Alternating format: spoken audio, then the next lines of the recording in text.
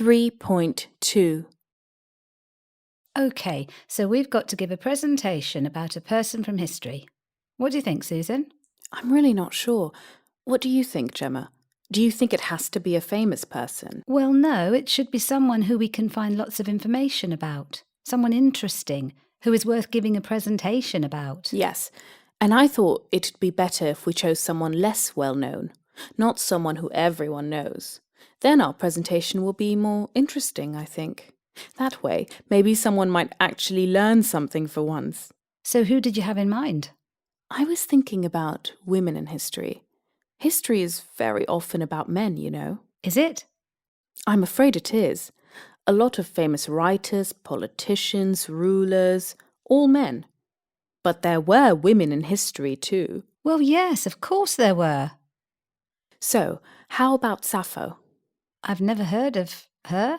Was Sappho a woman? She was, yes. She was a very important woman. Was she a politician?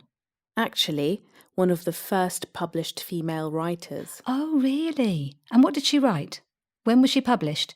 200 years ago? No, she was writing more than 2,000 years ago. And she was a poet. And she lived in ancient Greece. Oh, I see. I think that Plato said that she was one of the greatest poets he had read.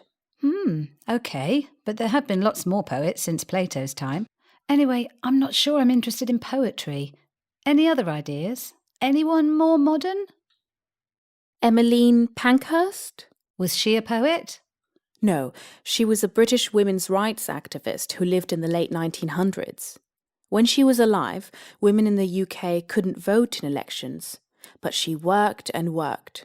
And in the end, the British government gave women the same voting rights as men.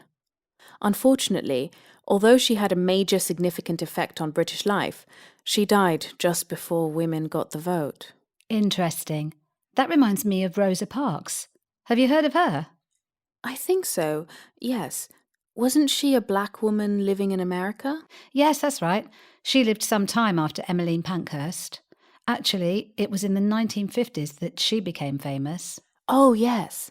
And at that period, actually, in 1955 to be exact, black Americans didn't have equal rights. They had to go to different schools. Yes, and they even had different seats on the buses and trains. So what did Rosa Parks do? Well, she went on a bus, and she wasn't a young woman, she was in her 40s, and she sat in the seats reserved for black people at the back of the bus.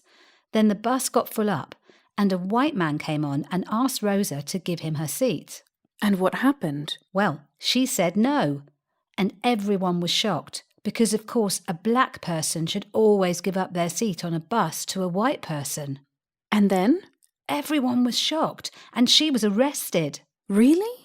And when the news spread, this made people aware of the real differences between black and white people, and that actually life was unfair.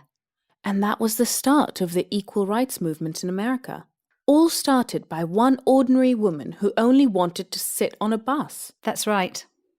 Okay, so why don't we talk about two people, Emmeline Pankhurst and Rosa Parks, two ordinary women who changed their countries. Good idea. You research Emmeline Pankhurst and I'll research Rosa Parks. Then we can get together tomorrow and exchange information. Great.